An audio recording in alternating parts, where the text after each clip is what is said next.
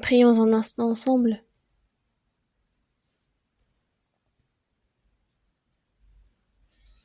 Dieu notre Père qui est miséricordieux, aujourd'hui encore, tu nous guides devant ta parole, tu nous permets de te louer et d'être instruits par ta parole. Merci pour cela. En cette heure, que le Saint-Esprit soit avec nous et que toute ta parole puisse instruire notre cœur et pouvoir œuvrer. Aide-nous pour cela. Le retour du Seigneur approche.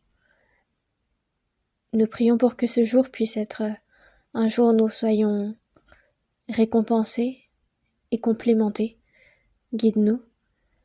Et pour tous les pas de ceux qui portent ton évangile à l'étranger, sois avec eux et œuvre au milieu d'eux. Que de nombreuses églises dans le pays et dans le monde entier puissent être fondées et qu'elles puissent prêcher droitement ton évangile. Que le Saint-Esprit soit avec nous. Œuvre dans notre cœur également. Nous avons prié au nom de notre Sauveur Jésus-Christ. Amen. Cherchons ensemble dans le premier livre de Samuel, chapitre 17. 1 Samuel chapitre 17, verset 45. C'est dans l'Ancien Testament.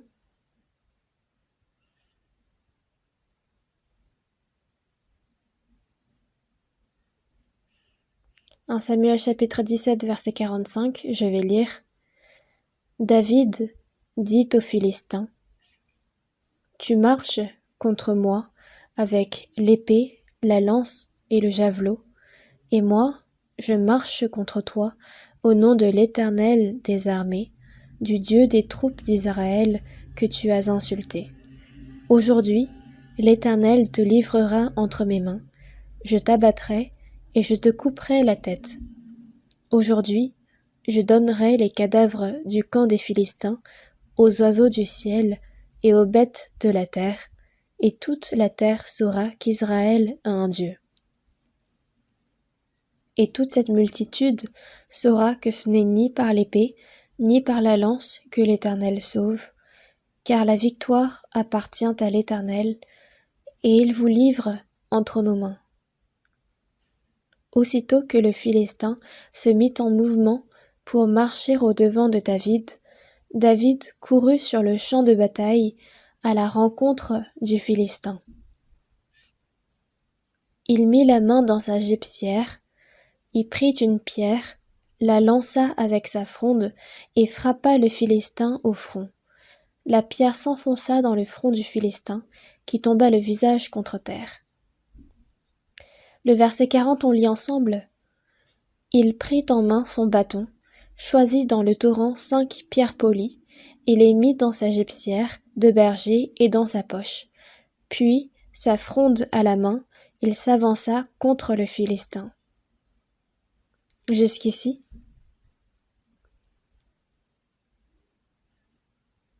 Aujourd'hui, le pasteur Iohan est parti pour participer à la retraite d'hiver du Japon. Du coup, c'est moi qui le remplace. Et aujourd'hui, j'aimerais parler autour de 1 Samuel chapitre 17. Israël est en pleine guerre contre les Philistins. Mais il y a parmi les Philistins un soldat qui est très grand, qui est imposant, et c'est Goliath. Dans la Bible, il est dit que la taille de Goliath est entre 2,90 m et 3,10 m. Donc c'est un géant qui fait aux alentours de 3 mètres de taille. Donc Goliath, qui est au front de son armée, s'écrie de façon arrogante en disant « Choisissez un homme d'Israël qui descende contre moi. Si cet homme peut me battre et qu'il me tue, nous vous serons assujettis, mais si je l'emporte sur lui et que je le tue, vous nous serez assujettis. » Et c'est de cette façon arrogante qu'il insulte Dieu l'Éternel des armées. Mais il n'y avait personne dans le camp d'Israël qui avait le courage de se battre contre lui. Mais David n'avait pas initialement l'intention de se battre, mais parce que ses frères étaient à l'armée, son père lui avait demandé des nouvelles de ses frères, et c'est de cette manière-là que David a été envoyé au front. Et durant sa mission, David a entendu les cris arrogants de Goliath, et il était indigné. C'est ainsi que David a saisi ses pierres avec sa fronde et qu'il a vaincu Goliath. C'est une histoire que nous connaissons bien et nous avons besoin de la méditer aujourd'hui. Comment était-ce possible que David a pu vaincre Goliath ? Je vais vous parler un peu du contexte de façon simple. David, depuis son enfance, a appris à se confier en Dieu. Dès son enfance, David se confiait en Dieu et il plaçait sa confiance en lui. C'est ainsi qu'il a pu se battre contre Goliath et le vaincre. David n'a pas initialement été envoyé au front pour se battre, mais c'est en écoutant la voix de son père pour aller voir ses frères qu'il vainc Goliath. Il y a certains qui essayent de faire de grandes œuvres dès le début, tandis qu'il y en a d'autres qui se voient confier de petites tâches et qui y sont fidèles, et c'est ainsi qu'elles finissent par faire de grandes œuvres. Et David, c'est en remplissant sa mission donnée par son père qu'il rencontre Goliath et qu'il le vainc. Et au quotidien, David paissait ses troupeaux et il avait cette expérience de se battre et de vaincre les lions, les ours qui attaquaient son troupeau. Et c'était grâce à ces expériences qu'il a pu vaincre Goliath. S'il ne les avait pas, il n'aurait pas pu gagner contre Goliath. C'est ce que nous pouvons savoir, que dans notre vie de foi, nous avons besoin de vaincre de petites victoires pour pouvoir remporter de grandes victoires. Goliath était l'un des plus grands soldats et c'est ce que l'armée d'Israël a regardé, mais ils n'ont pas pu regarder Dieu de leurs yeux spirituels. Le point de vue était donc différent. David est arrivé au champ de bataille et quand il a vu Goliath, il n'a pas vu l'homme devant lui, mais il a vu Dieu. De la même façon, quand Saül regardait, il y avait la situation, et la situation était tellement grande que ça l'a aveuglé de Dieu, tandis que David, lui, a vu la même situation, mais il a vu Dieu. De la même façon, de deux hommes, celui qui a une faible foi va regarder juste la situation, tandis que celui qui est ferme dans sa foi va regarder Dieu au milieu de cette situation. C'est pour cela qu'on peut avoir deux perspectives différentes dans une même situation. Et quand David a vaincu Goliath, il n'avait pas porté d'armure. Parce que David s'apprêtait à affronter Goliath, le roi Saül se sentait gêné de l'envoyer sans aucune armure, ni arme. Donc il lui avait proposé de porter sa propre armure, sauf que David était habitué à utiliser sa fronde et des pierres. C'est ce qu'il a décidé au final de choisir. Et si David n'était pas entraîné à la fronde, il n'aurait pas pu vaincre Goliath de cette façon. Goliath était un homme effrayant, c'était un ennemi effroyable. J'avais vu quelqu'un utiliser la fronde à la télé et c'était vraiment une capacité étonnante parce que ils agitent la fronde et ensuite ils lancent la pierre et cette pierre atteint exactement la cible. David était un homme habile dans la fronde, dans l'usage de la fronde. Il était habitué. Et c'était par les choses auquel il était habitué que David s'est avancé vers Goliath et qu'il a gagné. Mais quand on regarde Goliath de l'autre côté, c'était un homme très arrogant, aussi arrogant que sa taille. Et Goliath, c'est vainement qu'il a insulté Dieu et son armée et qu'il l'a menacé. C'est ainsi qu'il est mort. Quand on regarde dans Proverbes chapitre 5, verset 23, il est dit « Il mourra faute d'instruction, il chancellera par l'excès de sa folie ». Et dans la Bible, il est marqué « l'excès de sa folie ». Goliath était certes fort, mais il était tellement ignorant. De toucher à l'armée de Dieu, il ne savait pas à quel point c'était une chose effrayante. Il ne savait pas quelle menace l'attendait quand il a menacé Dieu et son peuple. Donc ceux qui touchent le peuple d'Israël sont vraiment fous et insensés. Et dans la Bible, il est dit que David a pris 5 pierres et il en a lancé une qui a atteint la cible. De la même façon, dans notre vie de foi, ce n'est certes pas Goliath, mais il apparaît parfois des obstacles semblables à Goliath dans notre vie. Soudainement, c'est Satan qui s'attaque à nous.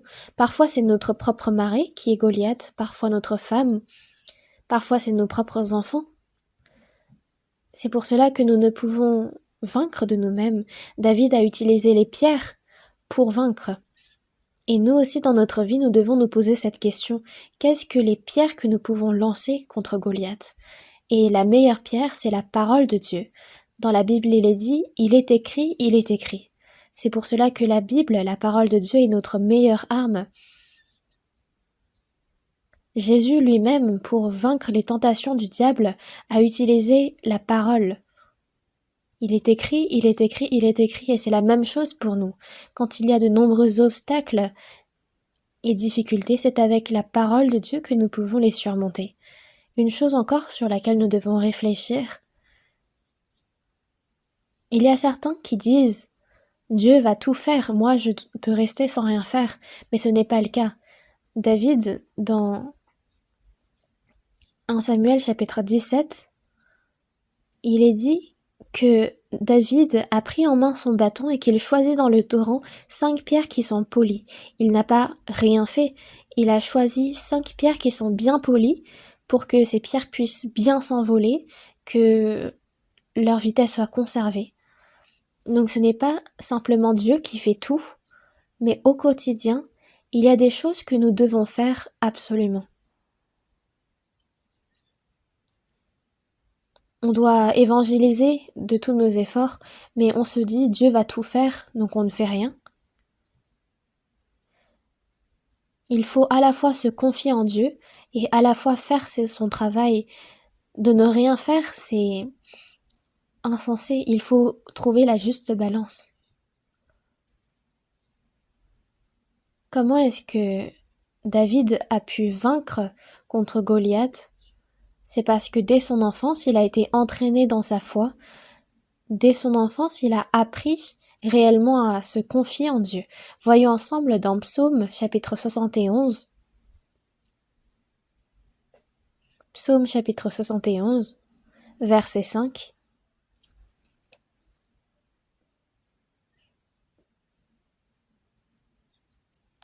Psaume 71, verset 5. Car tu es mon espérance, Seigneur éternel. En toi je me confie dès ma jeunesse. David a parlé.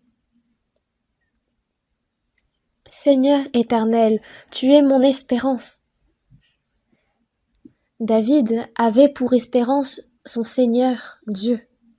En toi je me confie dès ma jeunesse. Dès son enfance, David se confiait entièrement en Dieu. Dans le verset 7, il est dit « Je suis pour plusieurs comme un prodige, et toi, tu es mon puissant refuge. » Je suis pour plusieurs comme un prodige, c'est-à-dire qu'il est connu.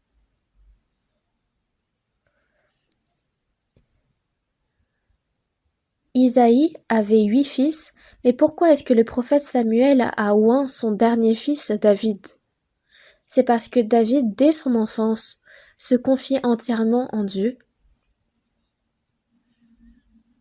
et il a complètement suivi Dieu. C'est pourquoi je suis pour plusieurs comme un prodige.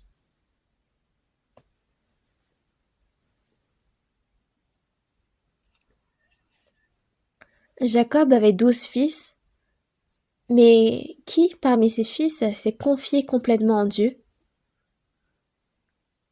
Parmi les 10 premiers fils de Jacob, les 11 premiers fils, il y avait Jacob qui s'est en particulier confié en Dieu.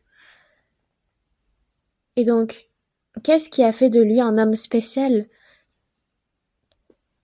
Pourquoi est-ce qu'on a dit de lui qu'il va être plus puissant que ses frères, qu'il va être plus grand que les autres? C'est parce que David et Jacob, les deux, se confient encore plus dans le Seigneur. Ici au verset 7, je suis pour plusieurs comme un prodige, c'est-à-dire qu'il était spécial. Y avait-il vraiment besoin de se confier en Dieu autant? C'était ainsi qu'avait vécu David dès son enfance, en paissant son troupeau.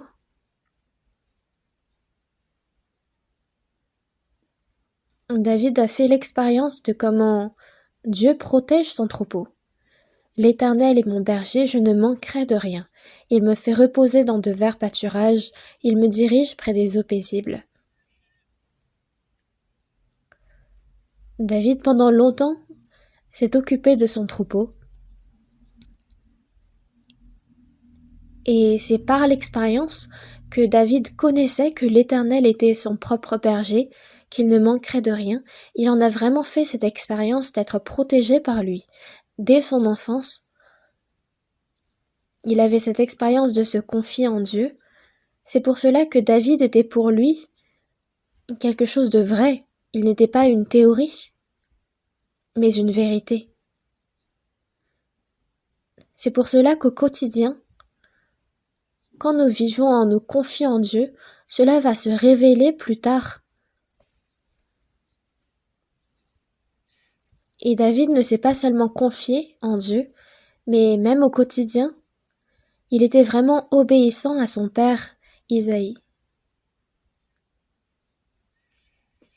David n'est pas allé tuer Goliath, mais il est allé voir ses frères sur la demande de son père. Voyons ensemble dans 1 Samuel chapitre 17. 1 Samuel chapitre 17.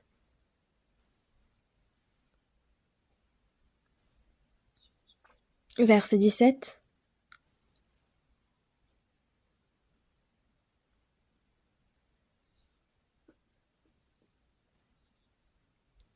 Isaïe dit à David, son fils, « Prends pour tes frères cet épha de grains rôtis et ces 10 pains,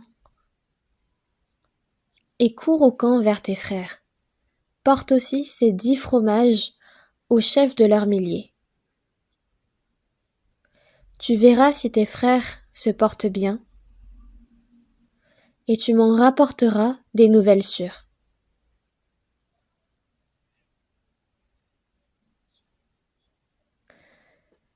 Isaïe a confié une mission à son fils David.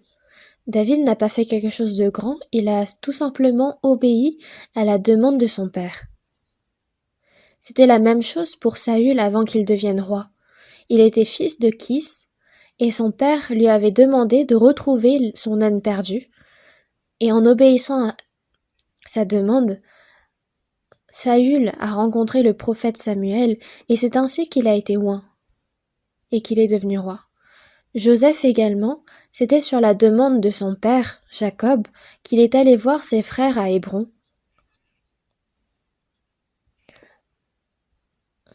Parce que ses frères étaient en plein travail, ils travaillaient à Hébron. Jacob, leur père, a demandé à Joseph d'aller voir comment travaillaient ses frères. Et il a parcouru environ 80 kilomètres.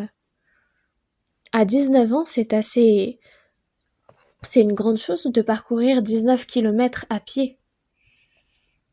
Mais à Hébron, ses frères n'étaient plus, et il a dû aller de nouveau à Sichem pour retrouver ses frères. Donc ça fait au total 104 kilomètres environ qu'il a parcouru. Mais ses frères le haïssaient, ils étaient fous de jalousie, et ils l'ont vendu auprès de marchands égyptiens. Et c'est pendant des années que Joseph a souffert en Égypte et qu'il est finalement devenu ministre dans le pays. À notre époque, quand notre Père nous confie des tâches, est-ce qu'il y a des personnes ici qui marchent pendant des centaines de kilomètres pour remplir cette tâche? Un tel homme serait vraiment grand. Et de la même façon, David, c'est en remplissant la mission confiée par son père qu'il a fini par tuer Goliath. C'était la même chose également pour Ruth, qui a suivi sa belle-mère. Mais sa belle-mère n'avait pas de quoi manger. C'est pourquoi elle est allée glaner dans les champs de Boaz. Et c'est là qu'elle a rencontré Boaz, qu'elle a pu épouser. Donc, Ruth n'était pas partie dans les champs pour se marier, mais elle est allée travailler pour nourrir sa belle-mère. C'est pour cela que les choses quotidiennes sont vraiment importantes. Comment est-ce que Rebecca est devenue la femme d'Isaac? Elle était partie puiser de l'eau au puits, mais il y a un étranger qui est venu s'approcher d'elle. C'était le serviteur d'Abraham qui lui a demandé de l'eau. Elle avait déjà sur elle des vases d'eau, et non seulement elle lui a donné de l'eau, mais elle est également allée puiser de l'eau à tous ses chameaux. Et savez-vous que les chameaux, quand ils boivent de l'eau, ils boivent environ 80 litres? Donc, s'il y en avait plusieurs, ça veut dire que pour une dizaine de chameaux, elle devait puiser 800 litres d'eau. Donc ça a dû prendre des heures et des heures, mais finalement, elle est devenue la femme d'Isaac, et même pour devenir sa femme, elle a dû parcourir des dizaines de kilomètres pour le rencontrer. Donc ce n'est pas une grande œuvre qui fait de nous des grandes personnes, mais c'est peu importe ce qu'on fait, quand on est fidèle dans les petites œuvres, le Seigneur nous sert pour de grandes œuvres. Et c'est aux personnes qui sont fidèles dans les petites œuvres qui leur ont été confiées que le Seigneur leur confie de grandes œuvres. C'est vraiment arrogant d'essayer de vouloir faire de grandes œuvres comme vaincre Goliath. Et un homme nommé Job, la raison pour laquelle Dieu a accordé de grandes souffrances, c'est parce que initialement dans la Bible est écrit à quel point Job était fidèle au quotidien. Et parce qu'il était déjà ferme dans les bases de sa foi, que même si tous ses enfants sont morts en un jour, que tous ses serviteurs, ses biens se sont envolés, c'est parce que Dieu avait vu toute sa fidélité au quotidien qu'il a accordé ces grandes souffrances. Il n'aurait pas accordé ces mêmes souffrances à n'importe qui. Donc le quotidien est vraiment important. Et donc il faut constamment se nourrir, régulièrement se nourrir, bien dormir, et c'est ainsi qu'on grandit dans la chair également. Et de la même façon, pour grandir dans la foi, il faut être régulier au quotidien. Donc le quotidien est vraiment important. Et si on néglige toute cette partie, alors plus tard, on va chanceler et tomber facilement. Un grand arbre n'est pas grand dès le début, mais il grandit petit à petit et c'est sur des années entières qu'il devient grand.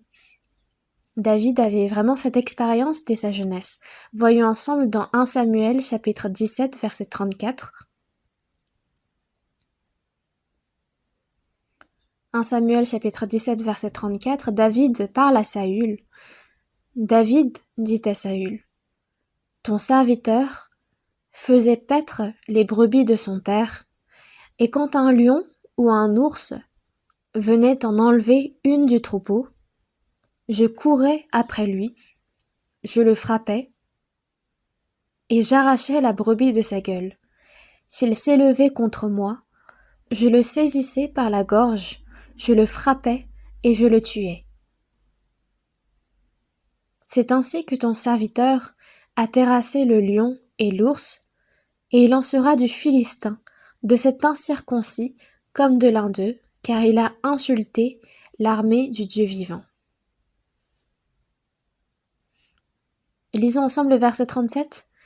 David dit encore: L'Éternel, qui m'a délivré de la griffe du lion et de la patte de l'ours, me délivrera aussi de la main de ce Philistin. Saül dit à David: Va, et que l'Éternel soit avec toi.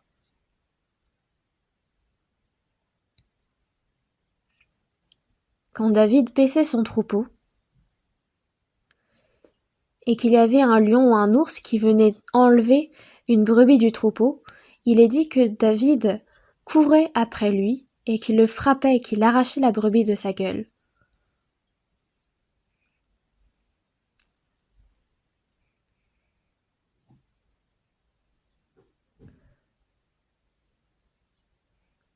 C'est ainsi que ton serviteur a terrassé le lion et l'ours, et il en sera du Philistin de cet incirconcis, car il a insulté l'armée du Dieu vivant. David a vaincu l'ours et le lion, et ce Philistin, bien qu'il soit grand, je le frapperai et je le tuerai, comme cet ours et ces lions. Mais comment était-ce possible qu'un jeune enfant comme David ait pu vaincre et tuer le lion et l'ours? On a dit que David, dès son enfance, s'est confié en Dieu, et il avait une force incomparable. Voyons ensemble dans Psaume chapitre 18. Psaume chapitre 18.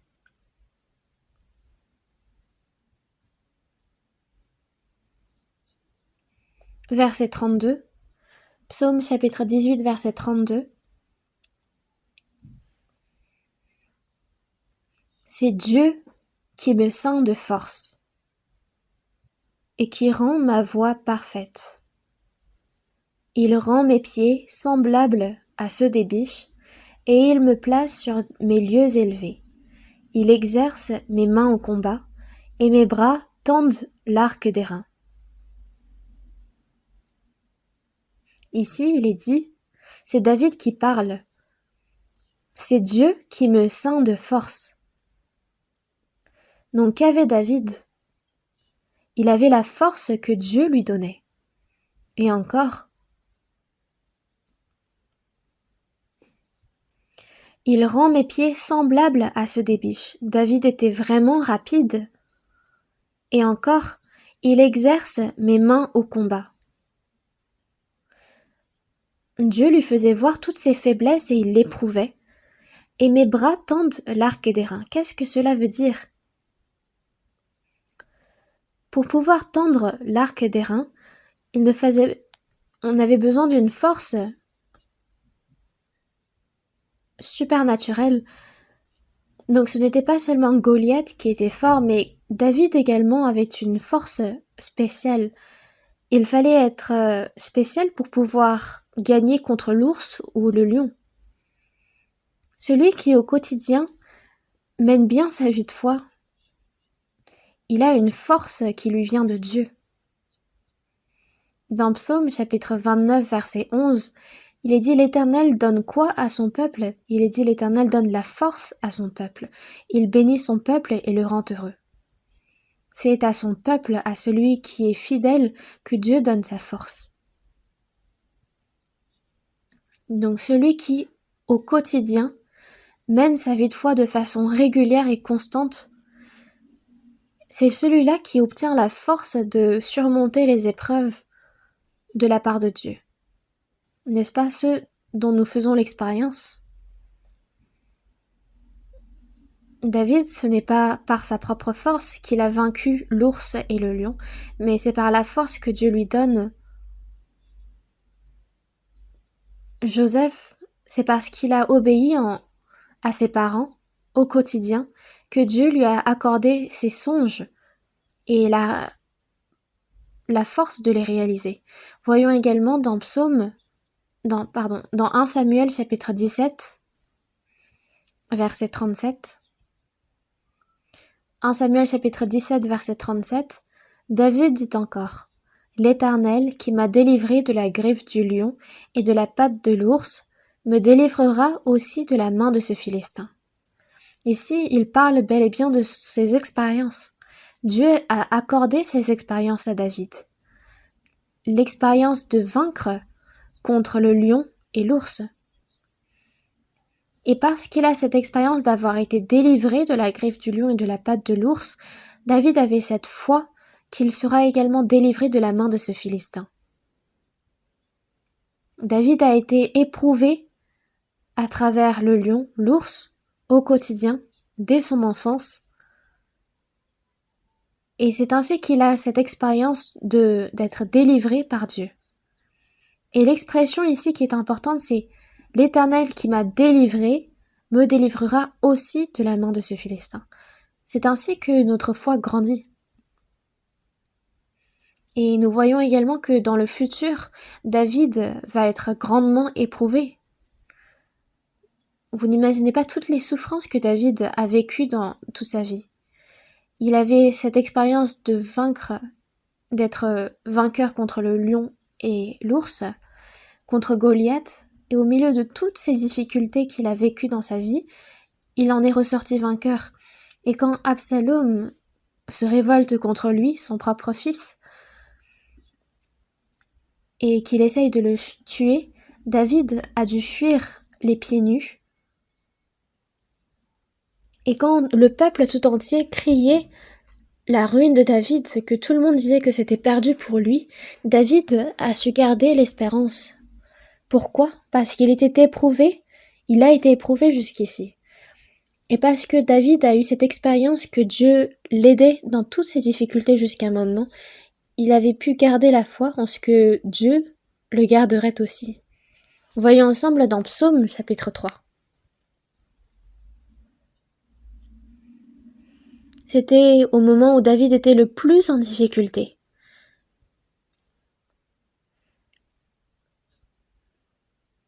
Dans Psaume chapitre 3 verset 1, au tout début il est dit « Psaume de David lorsqu'il fuyait devant Absalom son fils ». Pendant 3 ans, Absalom était vraiment entêté pour tuer son père et David a dû fuir à pieds nus. Et au verset 2, il est dit « Combien disent à mon sujet plus de salut pour lui auprès de Dieu ?»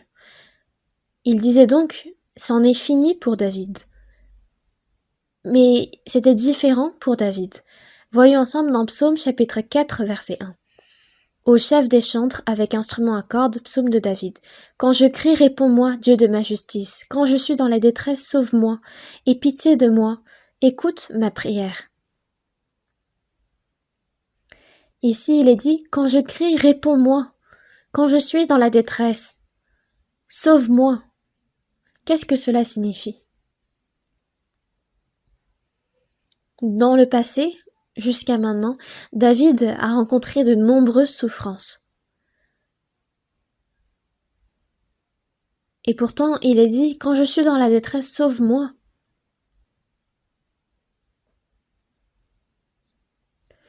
C'est que jusqu'à maintenant, dans la détresse, Dieu m'a sauvé.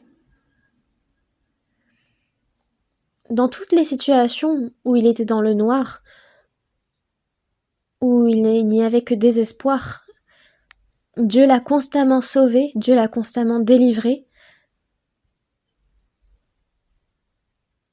Et il est en train de dire toutes les expériences de Dieu qu'il a sauvé dans la détresse. C'est pour cela que même maintenant, quand il est dans la détresse, il peut dire « Sauve-moi ». Quand je suis dans la détresse, sauve-moi. Qu'est-ce que cela signifie? C'est que Dieu le sauve à tous les égards. quand David était dans la détresse, Dieu l'en a délivré. Et quand il était de nouveau dans la détresse, Dieu l'en a délivré encore. C'est pour cela que le cœur de David s'est encore plus élargi. Et parce qu'il a cette expérience d'être délivré dans la détresse encore et encore, sa pensée est devenue plus profonde, sa personnalité est devenue plus grande. Il est devenu un grand homme qui en connaissait beaucoup sur la vie. Donc c'est pour cela que nous avons certes besoin de connaissances, mais nous avons aussi besoin de beaucoup d'expérience.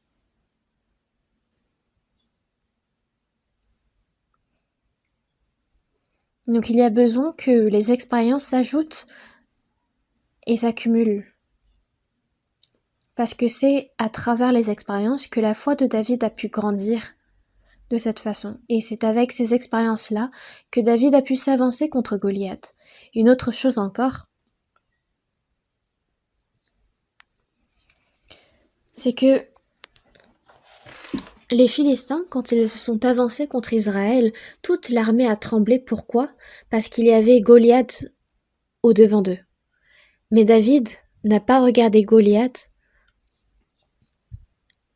mais il a vu Dieu, l'Éternel des armées qui est vivant.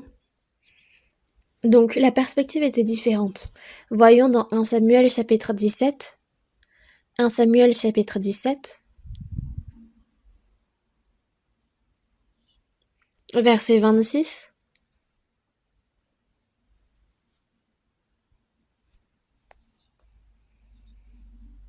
David dit aux hommes qui se trouvaient près de lui: Que fera-t-on à celui qui tuera ce Philistin et qui ôtera l'opprobre d'Israël? Qui est donc ce Philistin, cet incirconcis, pour insulter l'armée du Dieu vivant?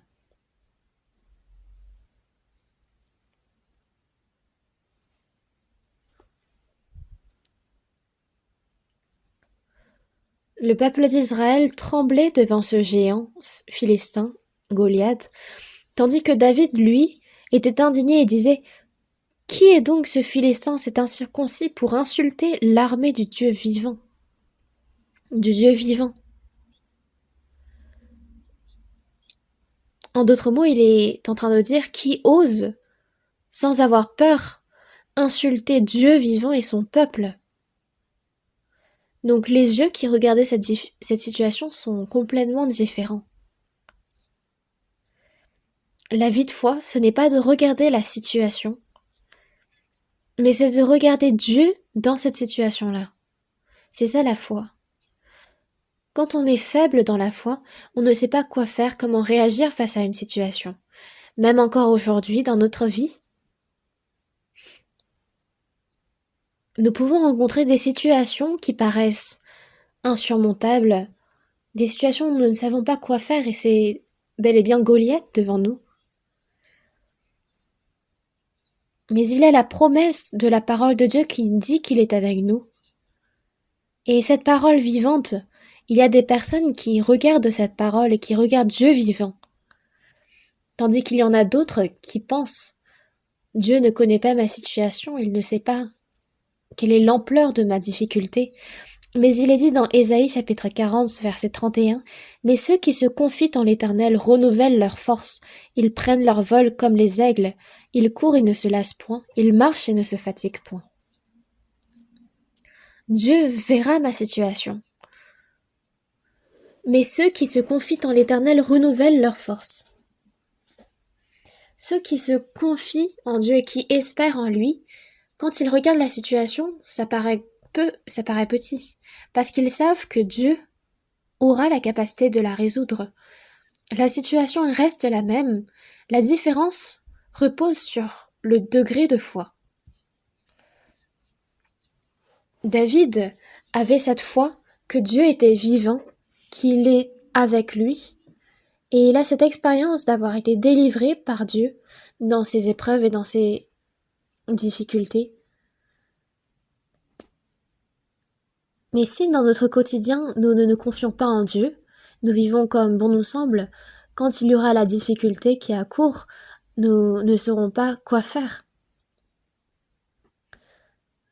Et encore, quand David s'est avancé contre Goliath, il ne portait pas d'armure. Voyons ensemble dans 1 Samuel, chapitre 17, verset 38. Saül fit mettre ses vêtements à David, et il plaça sur sa tête un casque d'airain, et le revêtit d'une cuirasse. David ceignit l'épée de Saül par-dessus ses habits, et voulut marcher, car il n'avait pas encore essayé. Mais il dit à Saül, « Je ne puis pas marcher avec cette armure, je n'y suis pas accoutumé. » Et il s'en débarrassa. Qu'est-ce qui aurait pu se passer si David était parti voir Goliath avec cette armure? Il serait mort, vu qu'il n'était pas accoutumé. Mais il est dit, il prit en main son bâton, choisit dans le torrent 5 pierres polies, et les mit dans sa gibecière de berger dans sa poche, puis, sa fronde à la main, il s'avança contre le Philistin.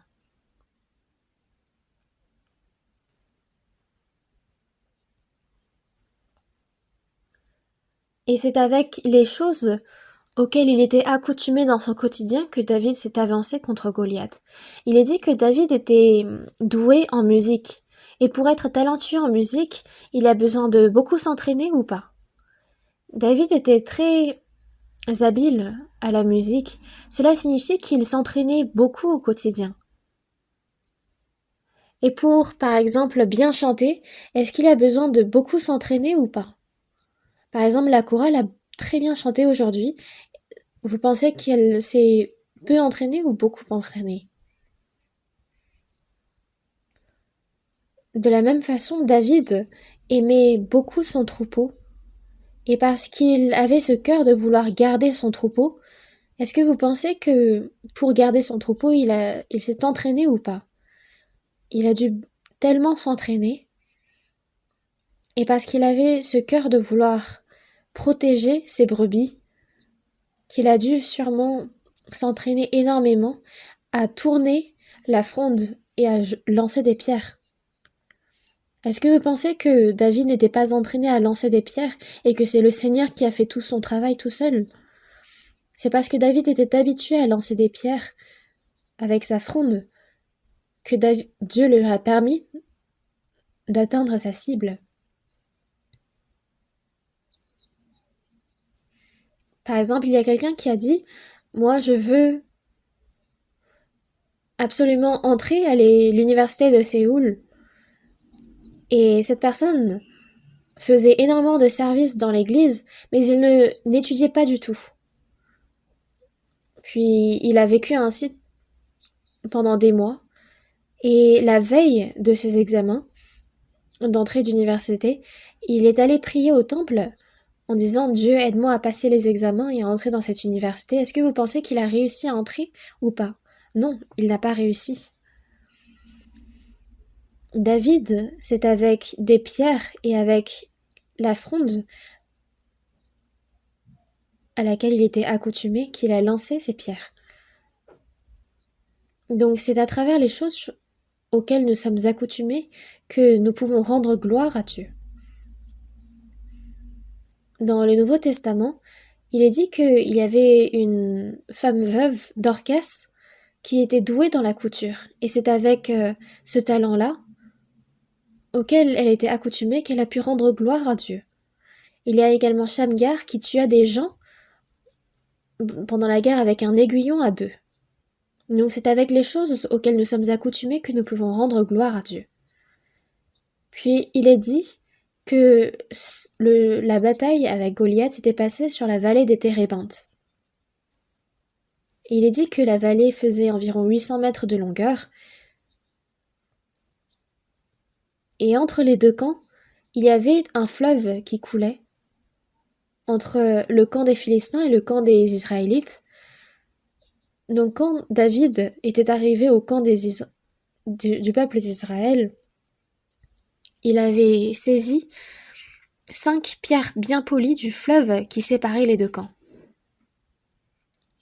Puis ensuite, il a traversé le fleuve et il est allé voir Goliath. Et dans 1 Samuel chapitre 17 verset 4, voyons ensemble. 1 Samuel chapitre 17 verset 4, un homme sortit alors du camp des Philistins. Il se nommait Goliath de Gath. Il avait une taille de 6 coudées et 1 empan.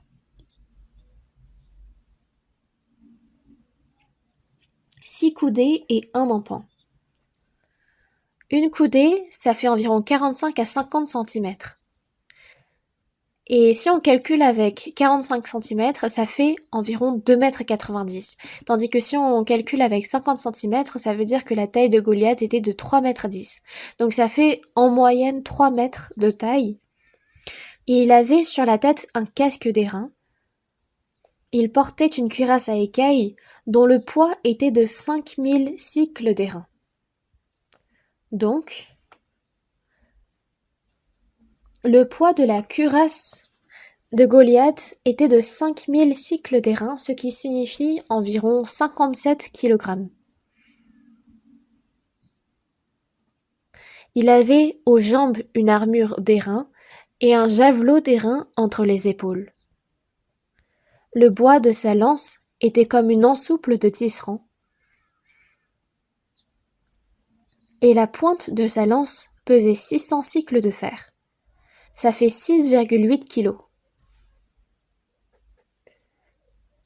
Donc, si seulement la pointe de la lance pesait 6,8 kg, c'est-à-dire que la lance tout entière pesait encore plus. Celui qui portait son bouclier marchait devant lui. Donc Goliath est apparu avec cette apparence effrayante, puis il a insulté l'armée de Dieu et il a semé la peur dans toute l'armée. Et il peut arriver dans notre vie des Goliaths qui apparaissent et qui sèment l'effroi. Et dans ce monde, il y a beaucoup de personnes qui sont malheureuses.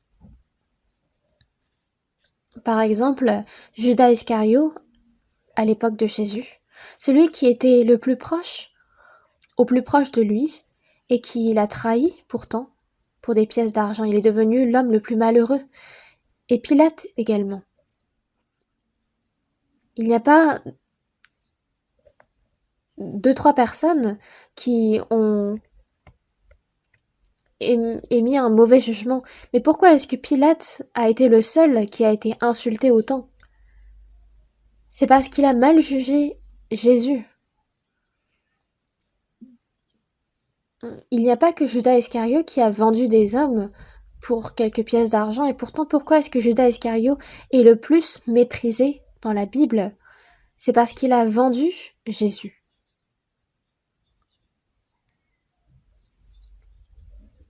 Et pourquoi est-ce que Goliath est aussi insulté et a une aussi mauvaise image dans la Bible? C'est parce qu'il a insulté l'armée de Dieu et le nom de Dieu lui-même. Sûrement qu'il avait une idole qu'il servait. Dans 1 Samuel chapitre 17 verset 43, le Philistin dit à David: « Suis-je un chien pour que tu viennes à moi avec des bâtons, et après l'avoir maudit par ses dieux ?»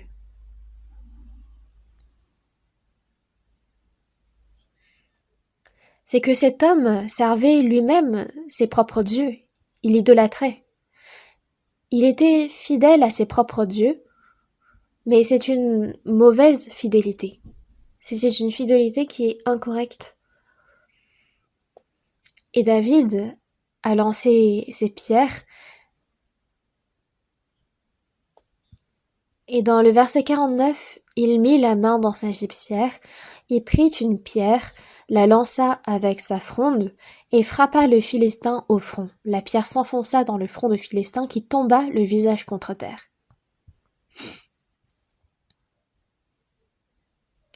J'avais vu dans une émission que les casques des Philistins étaient construits en sorte que le front était découvert. Donc c'était logique que Goliath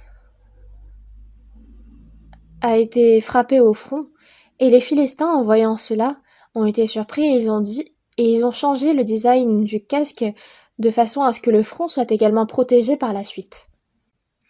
En général, de mourir frappé par une pierre, c'est que la pierre représente la justice. Par exemple,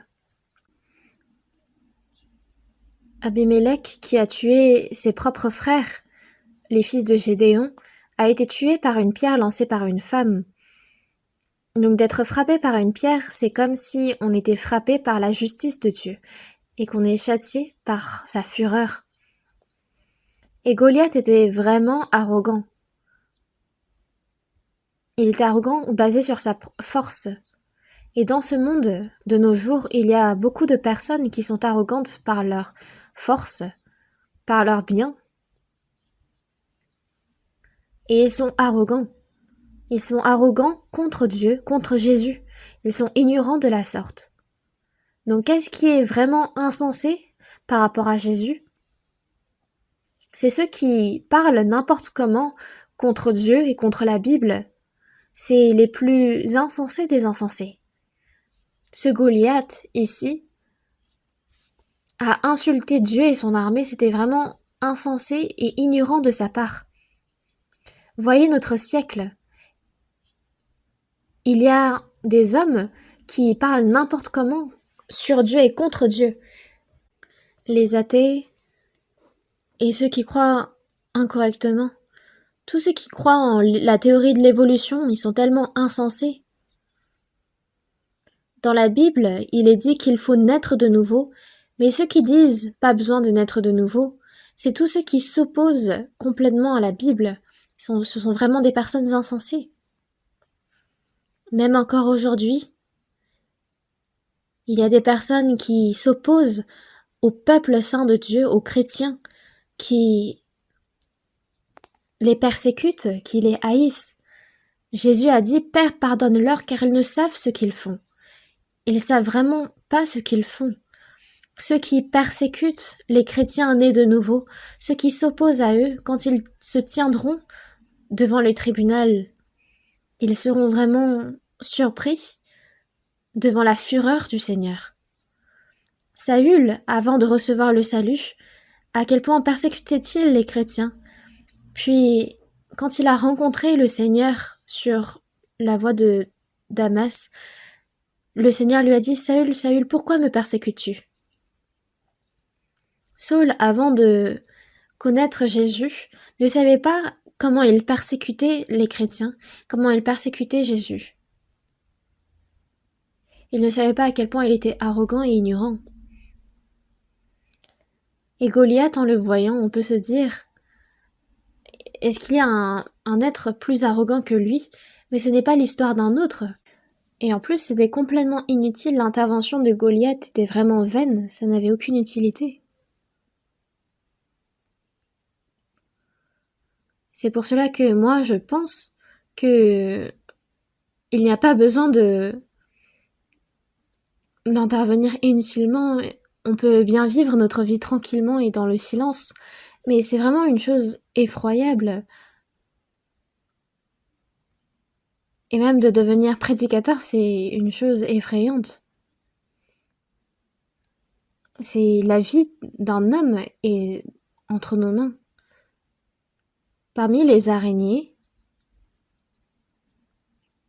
vous avez vu comment elles tissent leur toile et qu'elles attrapent leur proie?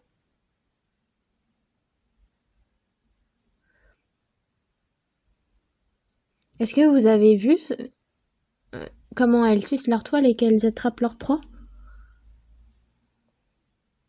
Puis il y en a d'autres qui tissent une toile à côté d'elles et qui lancent ces toiles à ses proies. De la même façon, David aussi a tourné la fronde et il a lancé ses pierres.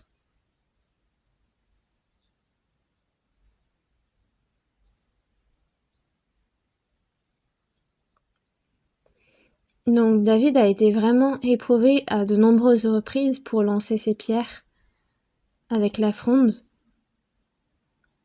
Et quand David a rencontré Goliath, il a remporté la victoire, la bataille avec cette fronde. Et nous-mêmes, dans notre vie de foi, nous pouvons rencontrer des obstacles, des difficultés semblables à Goliath.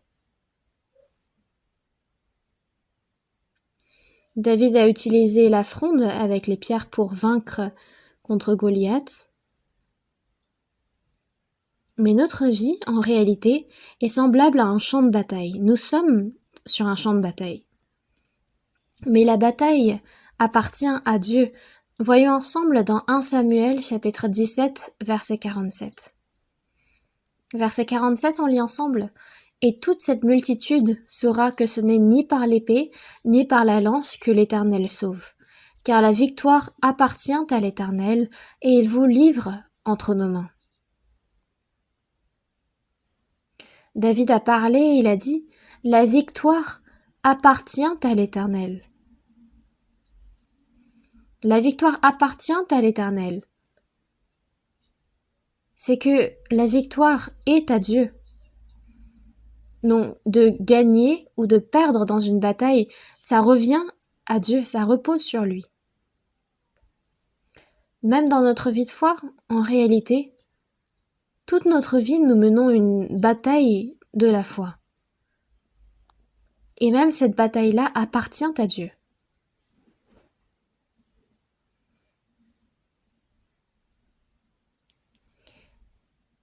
Et je regardais quelques ressources, et les Juifs, quand ils éduquent leurs enfants, ils enseignent l'histoire de David et Goliath, et en décrivant Goliath, ils disent à leurs enfants que Goliath est grand, c'est pour cela que c'était facile pour David d'atteindre la cible.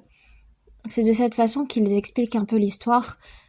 Mais il est vrai que si Goliath était petit, peut-être que David aurait eu un peu plus de mal, mais c'est ainsi qu'ils essayent d'expliquer un peu la logique de l'histoire.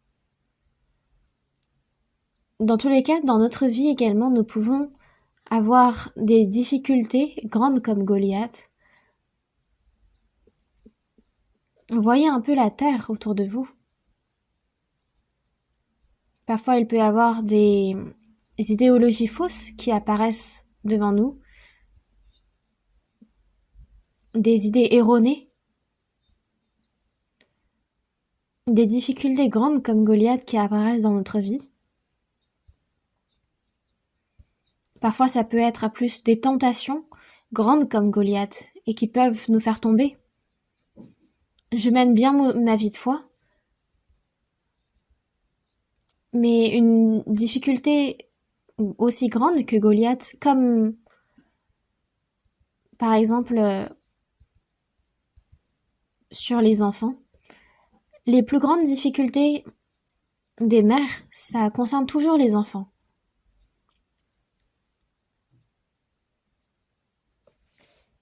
Et il faut vraiment faire attention à ne pas dire « Ah ma sœur, tu avais vraiment une grande foi, mais juste à cause de cette petite difficulté, tu faiblis. »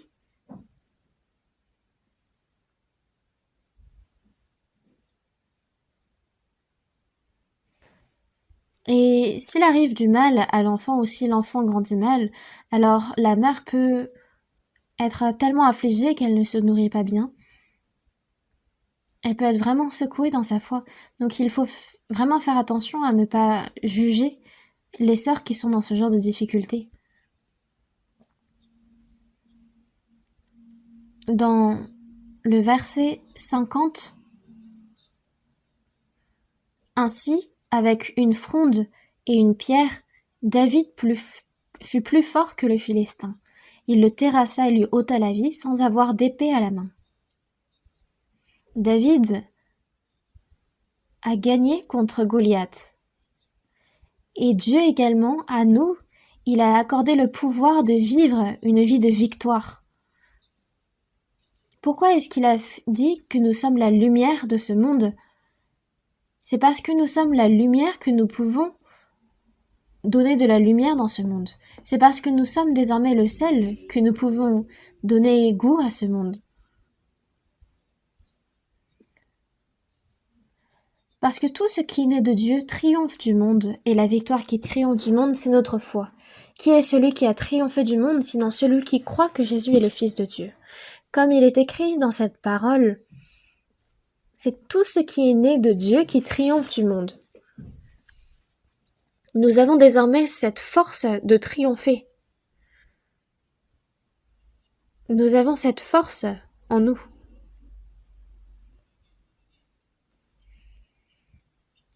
Malgré le fait que ses 10 frères le haïssaient autant et le persécutaient, Joseph a surmonté tout cela, toutes ces persécutions. Malgré le fait qu'il a connu énormément de souffrances en Égypte, il a tout surmonté. Il a même surmonté la tentation de la femme de Potiphar et finalement, il est devenu ministre. Jacob également a triomphé contre Ésaü, contre son propre oncle maternel Laban. Et finalement, il s'est battu contre l'homme de Dieu et il a reçu sa bénédiction. David a gagné contre Goliath, il a gagné contre Saül. Et Dieu demande à nous également de gagner dans notre vie de foi. David a pris 5 pierres polies. Il en a utilisé une pour frapper Goliath. Et dans la Bible, le chiffre 5 peut représenter le péché, peut représenter l'impudicité,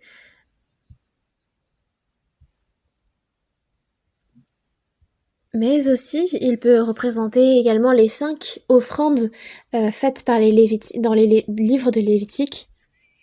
Et aussi dans Ésaïe chapitre 9 verset 6, quand on appelle... Il y a 5 noms donnés à Jésus, on l'appellera admirable, conseiller, Dieu puissant, Père éternel, prince de la paix. Et quand on regarde dans Exode chapitre 12, il apparaît 5 fois le mot grâce. Et vu qu'on parle du chiffre 5, on va également chercher dans 1 Corinthiens chapitre 14. 1 Corinthiens chapitre 14 verset 19.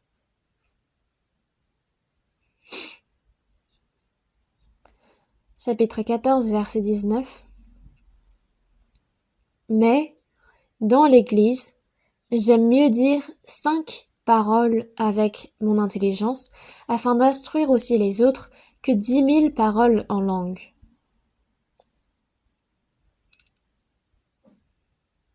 Ici, il est dit, j'aime mieux dire 5 paroles avec mon intelligence que 10 000 paroles en langue. Donc ici, 5 paroles signifie 5 phrases, des phrases en 5 mots. Donc c'est mieux de dire des phrases en 5 mots avec l'intelligence que 10 000 paroles en langue. Donc on parle de 5 mots ici, 5 paroles. Et David a gagné contre Goliath avec 5 pierres. Et là il est dit 5 paroles avec intelligence.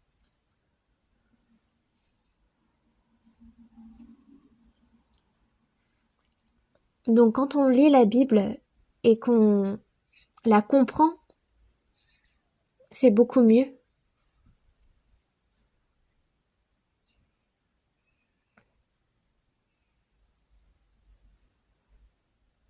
Et quand David s'est tenu devant Goliath, il a pris sa fronde, il l'a agité et il a lancé des pierres. Et Dieu nous donne un enseignement pour notre vie de foi. Il est écrit. C'est appuyé sur la parole que nous pouvons surmonter plein de choses. Et dans cette scène où David remporte la bataille contre Goliath avec ses pierres, il n'y a pas de meilleure arme pour nous que de lancer la parole de Dieu quand nous sommes devant des difficultés.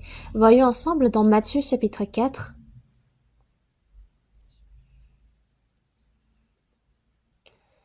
Jésus a utilisé la parole écrite dans Deutéronome pour surmonter les tentations du diable. Voyons dans Matthieu chapitre 4, verset 1.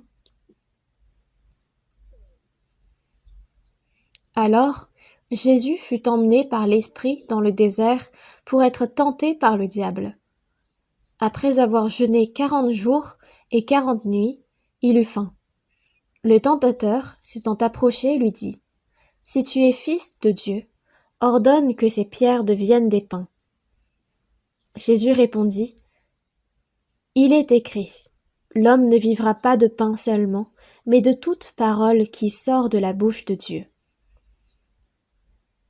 Alors le diable le transporta dans la ville sainte, le plaça sur le haut du temple, et lui dit: Si tu es fils de Dieu, jette-toi en bas, car il est écrit, il donnera des ordres à ses anges à ton sujet, et ils te porteront sur les mains, de peur que ton pied ne heurte contre une pierre. Jésus lui dit: Il est dit encore, tu ne tenteras point le Seigneur ton Dieu. Le diable le transporta encore sur une montagne très élevée, lui fit voir tous les royaumes du monde et leur gloire, et lui dit: Je te donnerai toutes ces choses si tu te prosternes et m'adores. Jésus lui dit: Retire-toi, Satan, car il est écrit: Tu adoreras le Seigneur, ton Dieu, et tu le serviras lui seul. Alors le diable le laissa, et voici, des anges vinrent le servir.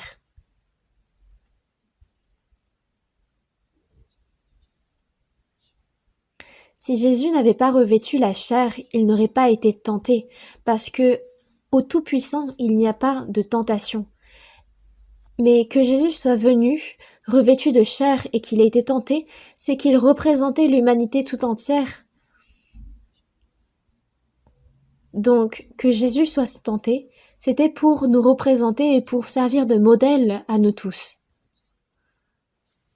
Et bien qu'il soit de chair, il ait pu surmonter cette tentation. Donc il montre par là qu'il est notre sauveur. Il a été tenté, mais il est sans péché.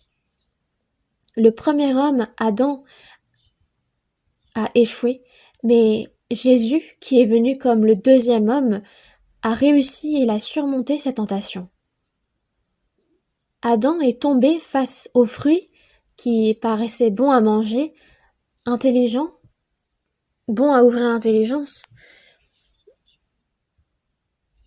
Mais Jésus, quand il a été tenté de 3 manières. Quand il jeûnait pendant 40 jours et 40 nuits, il eut très faim. Donc il a été tenté une première fois sur les choses de la chair, par des pains qui avaient l'air délicieux, puis ensuite, Satan voulait le faire jeter en bas du temple. Et troisièmement, il lui a fait voir tous les royaumes du monde et leur gloire. Donc, les désirs, l'orgueil de la vie. Mais Jésus a surmonté toutes ces choses par la parole. Il est écrit, au verset 4, au verset 7 et au verset 10.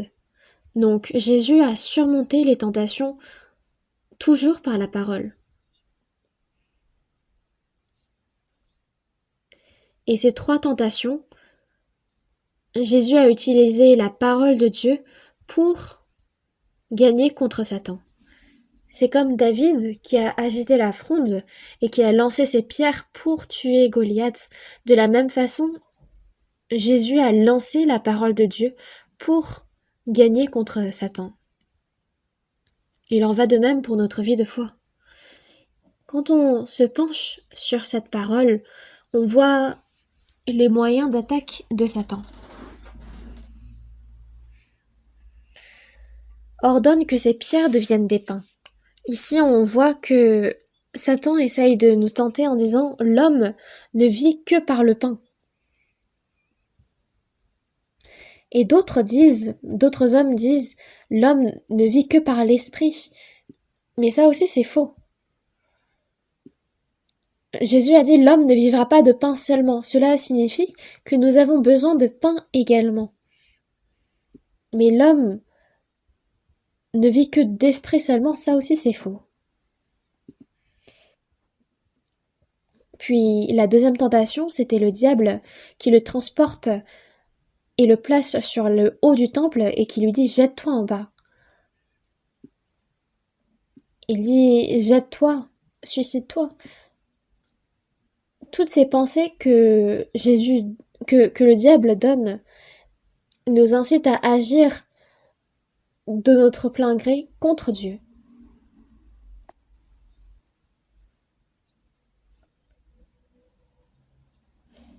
C'est le plan de Satan de porter notre cœur vers les choses de ce monde.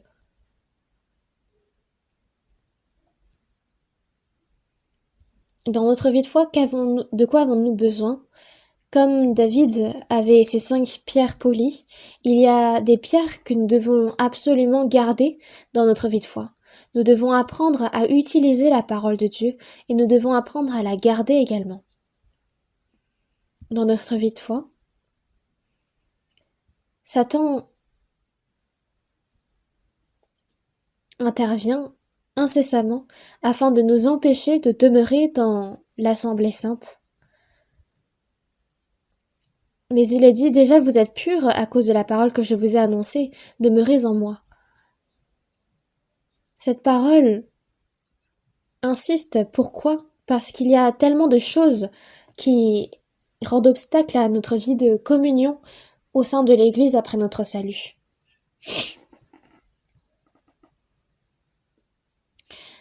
Après mon salut, j'étais tellement heureux de recevoir ce salut. Avant mon salut, je faisais pas mal d'efforts pour bien étudier, pour être un bon élève, mais après mon salut, j'étais tellement heureux que je me disais, à quoi ça sert d'étudier?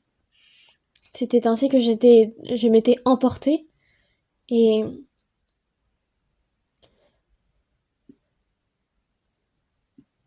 alors que avant, pendant mes premières années de collège, de lycée, je dédiais ma vie aux études.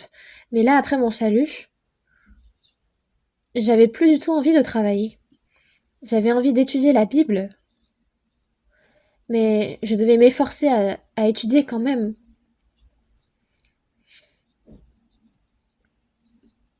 Et après, on me disait, tu es chrétien, donc il faut que tu mènes bien ta vie de foi. Et en même temps, tu es étudiant, donc il faut que tu étudies bien. Donc j'étais beaucoup secouée à cause de ces deux qui me paraissaient contradictoires. Mais en étudiant la Bible, j'ai appris plus tard que, en menant notre vie de foi, il y avait une position que nous devons garder et il faut que nous fassions bien notre travail également. Voyons ensemble dans 1 Corinthiens chapitre 7 verset 17. 1 Corinthiens chapitre 7 verset 17. Lisons ensemble. Chapitre 7 verset 17. Seulement que chacun marche selon la part que le Seigneur lui a faite, selon l'appel qu'il a reçu de Dieu. C'est ce que j'ordonne dans toutes les églises.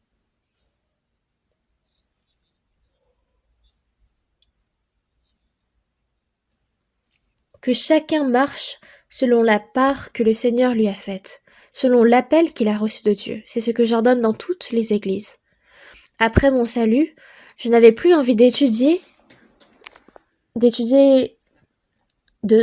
choses de ce monde.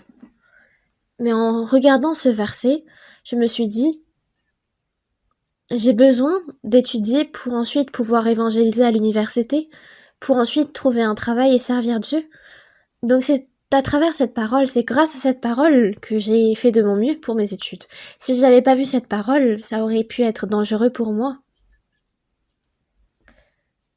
Donc, pour bien mener sa vie de foi, on a besoin d'être fidèle dans notre position. Donc, quand il y a la parole de Dieu, ça nous remet droit dans le bon chemin. Et après mon salut, j'avais aussi eu ce genre de doute. Après le salut, on devient chrétien et il y a eu beaucoup de chrétiens dans l'histoire qui ont été persécutés et faits martyrs. Qu'est-ce qui arriverait si je deviens martyr? S'il y a des personnes anti-chrétiens qui viennent et qui me disent est-ce que toi tu crois en Dieu, tu crois en Jésus, et qui me menacent avec des armes, ou alors qui vont déchirer ma peau si je dis que je crois en Jésus. J'avais vraiment peur en pensant à ça, mais c'est cette parole qui m'a affermi. C'est dans 1 Corinthiens chapitre 10, verset 13. 1 Corinthiens chapitre 10, verset 13. Aucune tentation ne vous est survenue qui n'ait été humaine, et Dieu qui est fidèle ne permettra pas que vous soyez tentés au-delà de vos forces. Mais avec la tentation, il préparera aussi le moyen d'en sortir afin que vous puissiez la supporter. Le Seigneur est vraiment sincère, il est vraiment honnête, et il ne permettra pas que nous soyons tentés au-delà de nos forces. Mais avec la tentation, il préparera aussi le moyen d'en sortir, afin que nous puissions la supporter. Même le martyre n'est pas accordé à n'importe qui. Il y a ce qu'on appelle des degrés de foi, des niveaux de foi. Donc s'il y a quelqu'un qui s'inquiète d'être fait martyr, que ses 10 enfants soient morts, que ses richesses s'envolent, c'est des souffrances qui ne sont pas accordées à n'importe qui, mais c'est accordé au niveau de foi de la personne. Donc quand je m'inquiétais d'être fait martyr au début, quand j'ai été sauvée, je me suis dit aucune tentation ne nous est survenue qui n'ait été humaine. Il est vrai que nous rencontrons plein de souffrances. Mais en regardant cette parole, je comprenais tout de suite. C'est dans Ecclésiaste chapitre 7.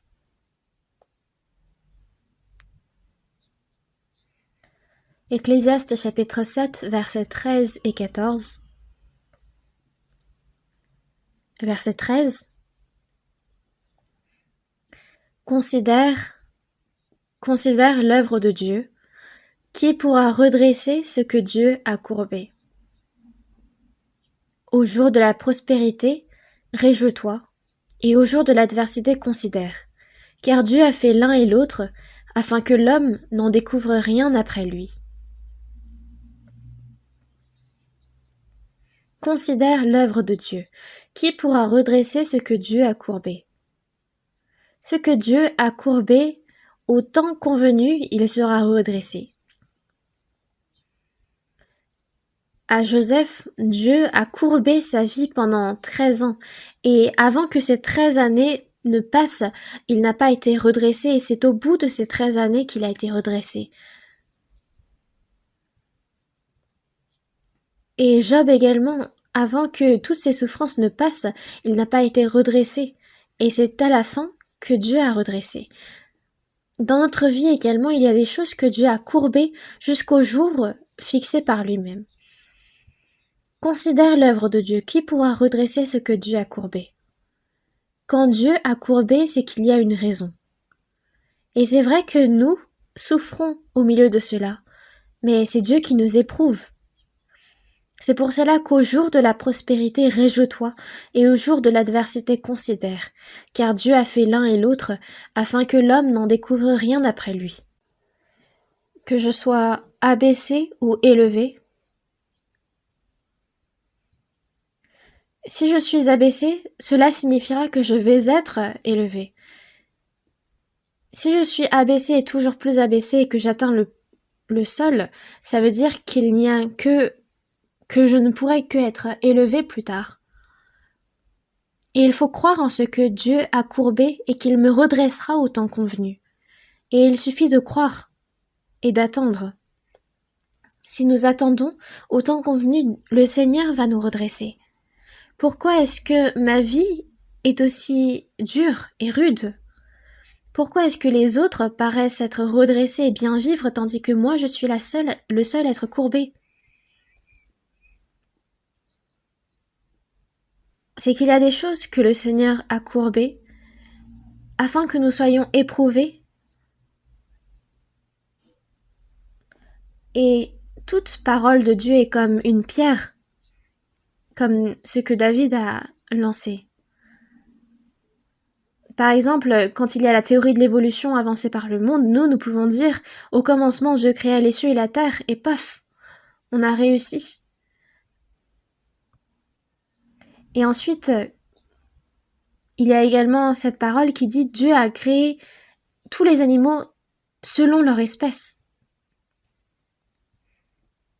Donc dans la Bible sont inscrites toutes les paroles qui permettent de vaincre le diable. Ils l'ont vaincu à cause du sang de l'agneau et à cause de la parole de leur témoignage, et ils n'ont pas aimé leur vie jusqu'à craindre la mort. Qu'est-ce que le diable redoute et comment a-t-il été vaincu? C'est à cause du sang de l'agneau et à cause de la parole de leur témoignage. Si on dit et si on répand la parole que Dieu a vaincu la mort par son sang, par le sang de Jésus, alors on réussira à repousser le diable. Et il y a parfois des moments dans notre vie où nous doutons de quelle voie choisir. Mais qu'est-ce que la parole nous dit? Dans Psaume chapitre 25 verset 12, « Quel est l'homme qui craint l'Éternel? L'Éternel lui montre la voie qu'il doit choisir. Celui qui craint l'Éternel verra la voie qu'il doit choisir parce que c'est Dieu qui lui montre la voie. » Quand nous avons une situation où nous ne savons pas quoi faire, il est dit que celui qui craint l'Éternel se verra ouvrir une troisième voie. Quand nous sommes dans des difficultés financières, nous devons lancer la pierre de la parole de Dieu. Ne vous livrez pas à l'amour de l'argent. Contentez-vous de ce que vous avez, car Dieu lui-même a dit « Je ne te délaisserai point, je ne t'abandonnerai point ». Ainsi nous disons avec assurance « Le Seigneur est mon secours, je ne craindrai rien, que peut me faire un homme ?» C'est comme il est écrit dans Hébreux chapitre 13, c'est avec cette parole-là que nous pouvons lancer la pierre contre Satan. C'est en effet une grande source de gain que la piété avec le contentement, car nous n'avons rien à porter dans le monde et il est évident que nous n'en pouvons rien emporter. Si donc nous avons la nourriture et le vêtement, cela nous suffira. Nous avons tous de quoi manger, n'est-ce pas? Nous avons tous de quoi nous vêtir. Alors cela nous suffira. Quand nous sommes en difficulté, si nous espérons en Dieu, ceux qui se confient en l'Éternel, Dieu les connaît. Déchargez-vous sur lui de tous vos soucis, car lui-même prend soin de vous. Il y a besoin à ce moment-là de lancer la parole de Dieu. Parfois même dans la vie de famille, il peut y avoir des doutes, des difficultés. Mais il est dit à propos de cela dans la Bible, rendez grâce en toutes choses. Rendez grâce en toutes choses.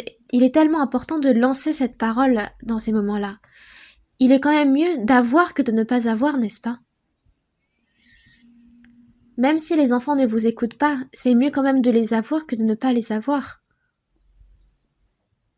Donc, il faut toujours développer cette habitude de lancer la parole devant les difficultés.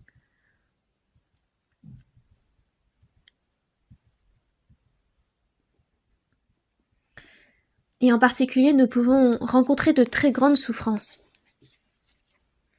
Et au milieu des souffrances, il faut savoir jeter la parole exacte de Dieu. Dans Cantique des Cantiques, il est dit « Avant que souffle la brise du jour et que s'enfuient les ombres, j'irai à la montagne de la myrrhe et à la colline de l'encens. » Comme il est marqué dans cette parole, « Avant que souffle la brise du jour et que s'enfuient les ombres, j'irai à la montagne de la myrrhe. » La myrrhe représente la mort. Ceux qui sont prêts à mourir peuvent surmonter toutes les difficultés. Et la colline de l'encens représente la prière. Il est dit, quand vous êtes en grande difficulté, la Bible nous dit de prier. Et invoque-moi au jour de la détresse, je te délivrerai et tu me glorifieras. Comme il est dit dans Psaume chapitre 50 verset 15, quand nous sommes dans la détresse, la seule chose qu'il nous reste à faire, c'est d'invoquer Dieu. Comme Japheth à prier, nous devons demander l'aide de Dieu. Et au quotidien, nous ne devons pas dire l'évangélisation ne marche pas, ça ne marche pas. Mais comme il est dit dans la Bible, j'ai cru, c'est pourquoi j'ai parlé. Nous devons garder la parole de Dieu dans notre cœur et nous devons lancer la parole au temps convenable. Comme David a lancé la pierre. Quand nous gardons la parole de Dieu, quand nous la récitons, la mémorisons, dans les moments de grande difficulté, cette parole ressortira. Ce n'est pas efficace de parler longtemps et longuement, mais juste quelques mots, une parole, j'ai cru, c'est pourquoi j'ai parlé. Cette parole-là sera efficace. Il peut y avoir également des tentations concernant le sexe opposé. Mais qu'est-ce que Joseph a dit? Comment ferais-je un aussi grand mal et pécherais-je contre Dieu? Comment ferais-je un aussi grand mal et pécherais-je contre Dieu? C'est tellement bien de pouvoir ressortir ce genre de paroles face aux tentations.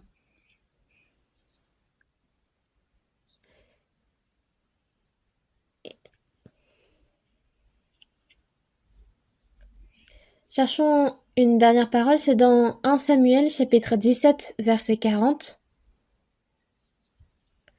Revoyons ensemble dans le verset 40. Il prit en main son bâton, choisit dans le torrent 5 pierres polies, et les mit dans sa gibecière de berger et dans sa poche. Puis, sa fronde à la main, il s'avança contre le Philistin.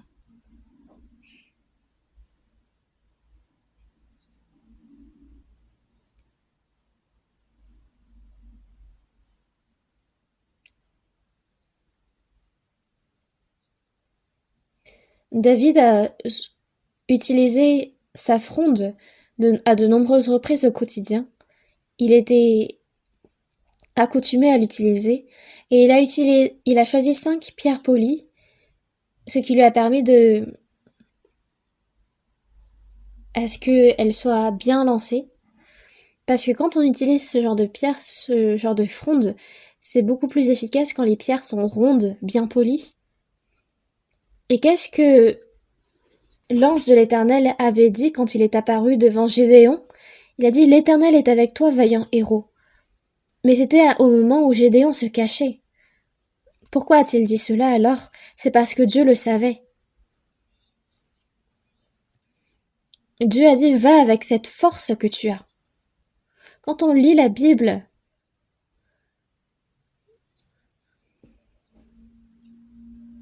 Gédéon avait des frères, mais il a vu ses frères mourir devant lui, être tués devant lui. Mais Gédéon, lui, était impuissant devant les Madianites. Donc pour se venger contre les Madianites, il avait essayé de développer sa force en cachette, là où personne ne le voyait, pour pouvoir se venger contre eux. Donc à cette époque, c'était l'homme le plus puissant, celui qui avait la plus grande force, et parce que Dieu avait vu tout cela, avait vu comment il s'entraînait en cachette au quotidien, c'est pour cela que Dieu a utilisé Gédéon, et il a utilisé sa grande force. C'est parce que Gédéon avait ce souhait dans son cœur. David, c'est dès son enfance qu'il s'est confié en Dieu, et il avait ce cœur de garder son troupeau et de le protéger. C'est pour cela qu'il s'est entraîné plus que quiconque. Et Dieu utilise ce genre de cœur, il utilise ce genre de souhait. Réfléchissez un peu, nous avons été libérés de la loi, et nous sommes entrés dans la loi de Christ. Avant notre salut, Dieu était notre juge, et nous étions des pécheurs. Mais après notre salut, nous sommes devenus les enfants de Dieu, Dieu est devenu notre Père, nous sommes devenus l'épouse de Christ, Christ notre époux, nous avons désormais cette nouvelle relation. Certains disent, Dieu va faire tout, je peux rester sans rien faire, mais c'est une mauvaise façon de penser. Parce qu'être une nouvelle créature, cela ne signifie pas que nous sommes à zéro. Nous sommes une nouvelle créature qui vivons désormais avec Dieu, qui est mort pour nous afin que, soit que nous veillions, soit que nous dormions, nous vivions ensemble avec lui. La vie de foi, c'est d'être avec le Seigneur. Le fils a 5 ans désormais, et le père lui ordonne une tâche. Et le fils, s'il répond, Père, je sais rien faire, toi tu sais tout faire, donc fais-le à ma place. Est-ce que c'est bon ou pas bon? Le père va répondre, fais ce que tu dois faire. Il y a des choses que nous devons faire après notre salut. Imaginez une épouse qui ne sait pas enfanter, qui ne sait pas faire la vaisselle, qui ne sait pas faire le ménage, qui ne sait pas cuisiner, qui ne sait pas travailler, et qui dit à son mari « fais tout ». Est-ce que c'est une bonne femme ou une mauvaise femme? Il y a des choses que chacun doit faire, et le maître ordonne quelque chose à son serviteur, et le serviteur dit « Maître, je ne sais rien faire. Maître, fais tout ». Est-ce que c'est un bon serviteur ou c'est un mauvais serviteur? Il y a des choses que nous devons faire dans notre position et il est bon de les faire. Dieu fait tout. Donc Dieu c'est 100 et moi je suis 0 parce que je ne sais rien faire. Ça, ce n'est pas bon. Dieu est 100 et de mon côté aussi. Il y a des choses que je dois faire de mon maximum. Dans Jean chapitre 11, quand Jésus a ressuscité Lazare, il a dit « ôtez la pierre ». Il a dit « Lazare, sors ». Donc Lazare sort, ça c'est le Seigneur qui l'a fait sortir, mais ensuite il a demandé à ôter la pierre et de délier Lazare et de le laisser aller aux hommes. Donc il y a des choses que nous devons faire et c'est que évident. C'est pour cela que dans 2 Pierre chapitre 1 verset 5 il est dit « Faites tous vos efforts ». Si nous disons « Dieu va tout faire »,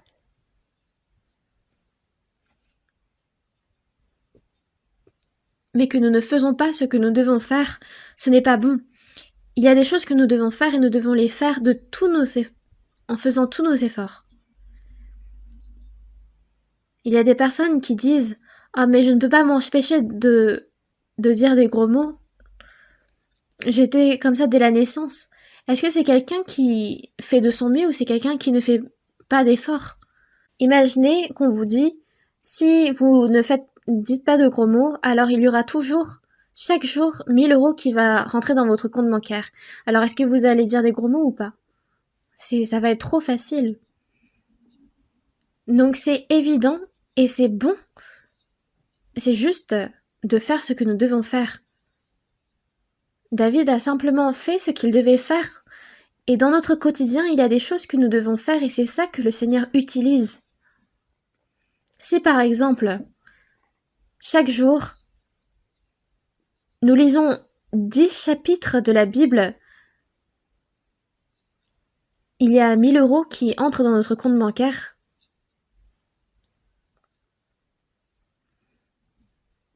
Alors on le ferait, mais il y a plein de choses que nous ne faisons pas en disant c'est à cause de la chair. Mais nous venons de voir à travers l'histoire de David qu'il y a des choses que nous devons faire dans notre quotidien. Prions ensemble. Dieu notre Père qui est miséricordieux, tu nous as sauvés par le sang précieux de ton Fils unique, Jésus, et tu nous permets de vivre dans ta grâce. Merci pour cela. Toute cette année, nous te remercions de nous avoir conduits. Donne-nous la force de distinguer, de discerner et de trouver ce que nous devons faire dans notre quotidien, afin que tu puisses nous utiliser encore plus précieusement. Sois avec nous et sois à l'avant de tout ce que nous devons faire dans l'Église. Aide-nous à pouvoir supporter la mission à l'étranger. Nous avons prié au nom de notre Sauveur Jésus-Christ. Amen.